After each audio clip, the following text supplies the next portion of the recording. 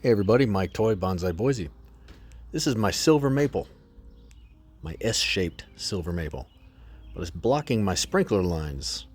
So I think it's time I pull it out of here and give it a trim.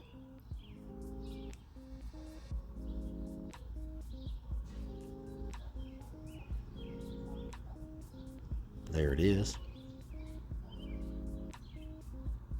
So come with me, we'll take a closer look and give it a trim.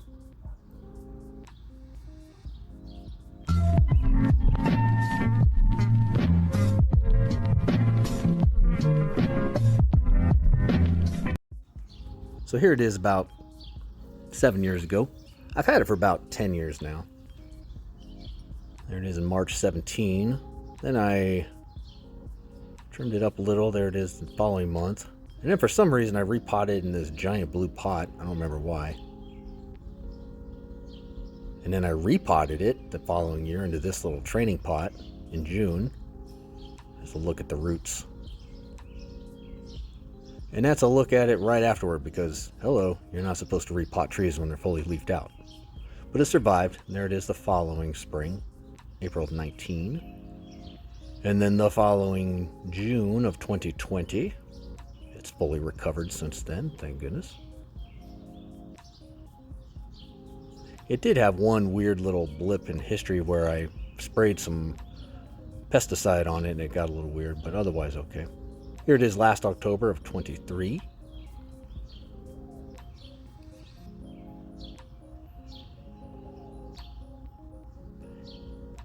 I was thinking it was pretty pot bound, root bound in its pot, so here it is a few months ago, March of 24, decided I was going to trim it up, trim the roots, and repot it. It was kind of a quick job. I was also getting ready to move and half my stuff was packed away, so I kind of just took some quick clips here and there. All in all, I like the shape of it. It's got an S shape, as you can tell there. At some point, I may air layer part of it, and I'll point it out here in a few minutes where. But I like the shape and the movement. I've had to make some corrections past couple years.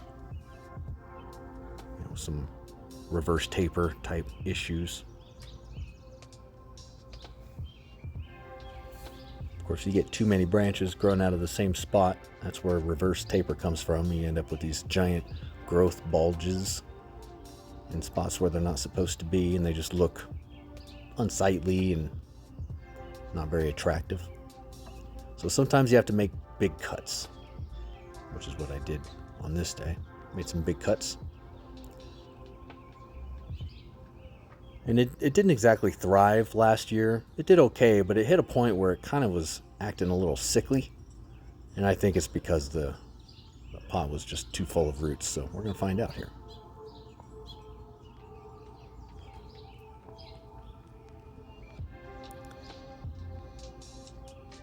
So there it is. As you can see, it's kind of like a big sponge of roots.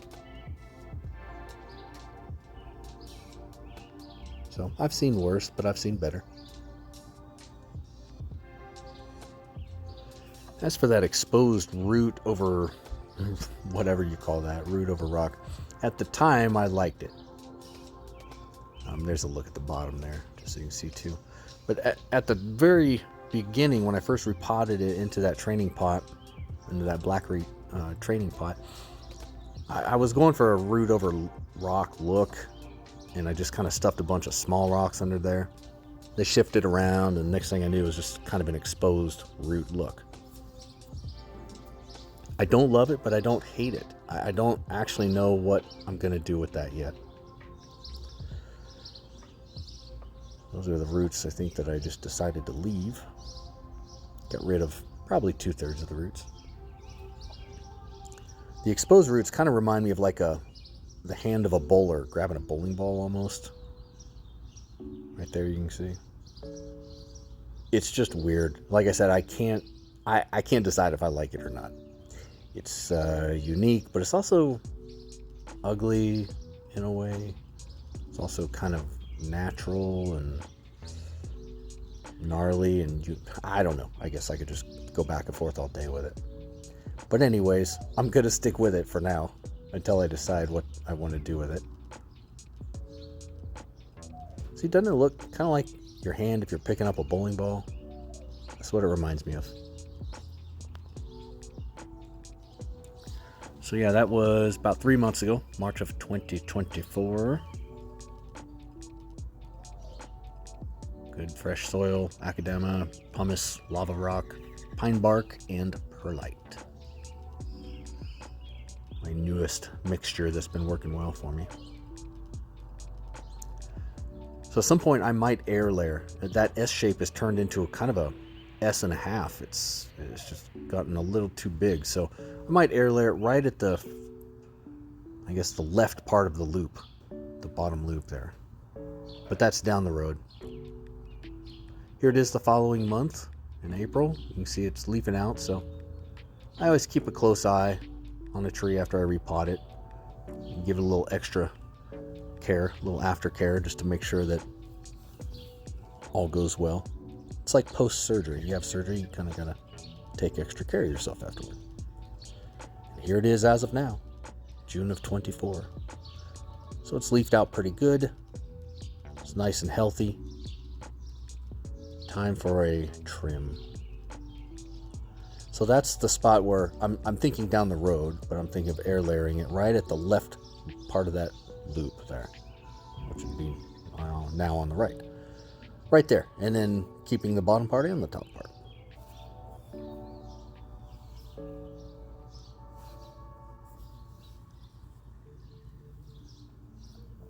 But as of now, we're going to kind of keep it, the trunk, that is, as is. Silver maples are, I guess, the pros and cons. I really like them.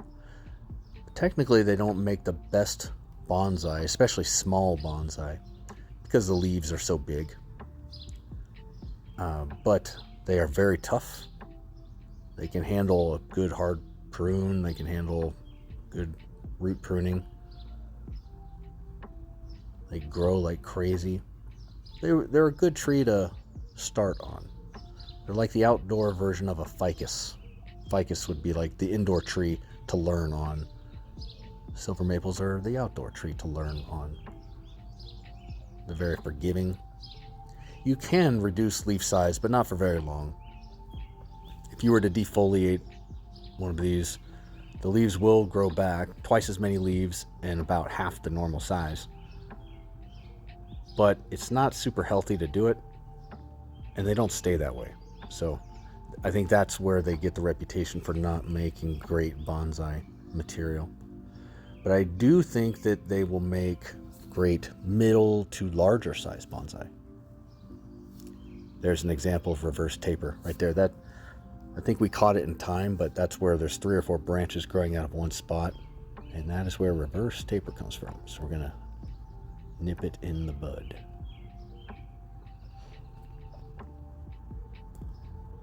But if you've watched any of Peter Chan's videos on YouTube with Haran's Bonsai, he's got a lot of very large size bonsai trees.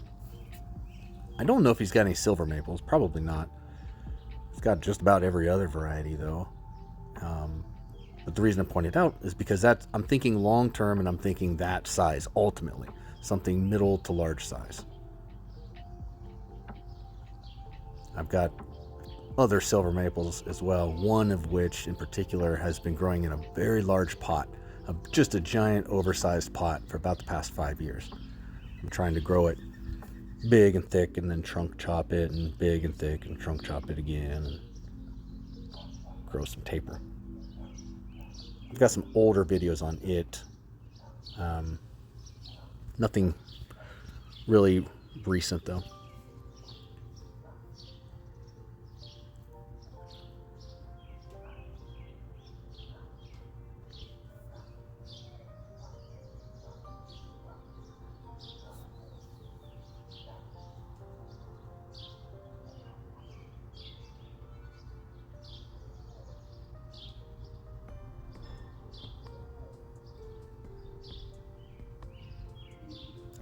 I really didn't plan on giving this such a hard prune initially, But as I dug in there, I saw all kinds of branching issues and reverse taper, potential reverse taper. So it's better to address those early on rather than later on. And something else that I noticed as I was doing this, some bugs, little bugs. I didn't really see any aphids yet. When it was all said and done, I did see a couple of aphids on one leaf. That was it. Otherwise, I just saw some little bugs here and there, kind of crawling up and down the trunk. So we're going to deal with that too.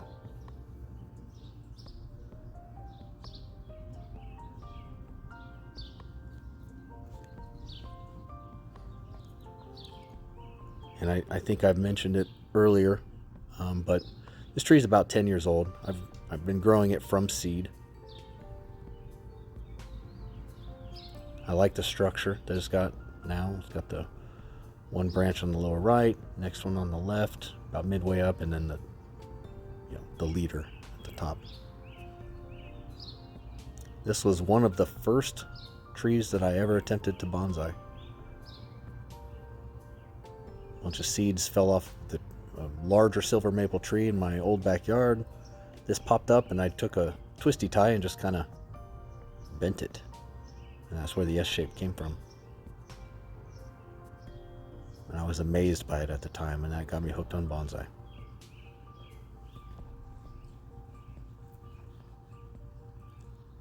Yeah, so there's a closer look at that weird root base, exposed root / root over rock someday situation. We'll make decisions on that another day. And if you look real close, you'll see these little bumps. This loves to backbud. It just does it all year long. It backbuds all up and down the trunk. So I'm always clipping little tiny starts of a leaf or a branch from that trunk, because I don't want to cover up that S-shaped trunk with branches or leaves. That's sort of the main feature of it. So I want to keep that nice and clean if I can. You see a big scar there where I took off a large branch about 2 years ago. And one at the top where I did the same.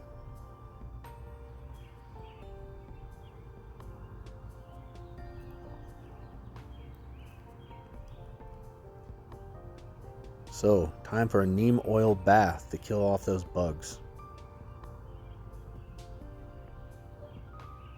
I don't hold back when I use neem oil on a tree. I really douse it. Spray it under the leaves from all angles, because those little critters will hide in tiny little crevices. So you want to make sure you really soak it as best you can.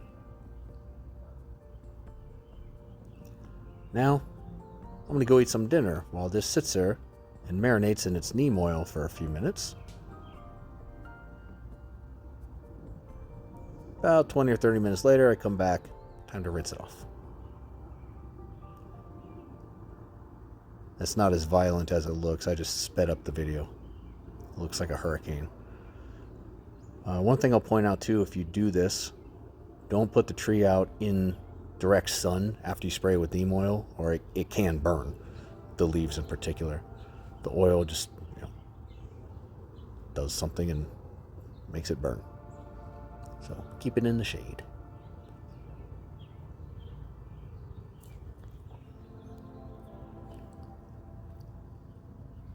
So here's kind of a final spin, final look at it. Got it geared up for the rest of the growing season. Got some of those reverse taper issues figured out. Got it sprayed down with neem oil. Not to say that, if the tree next to it gets bugs, it might also get bugs again, but you can only do what you can do.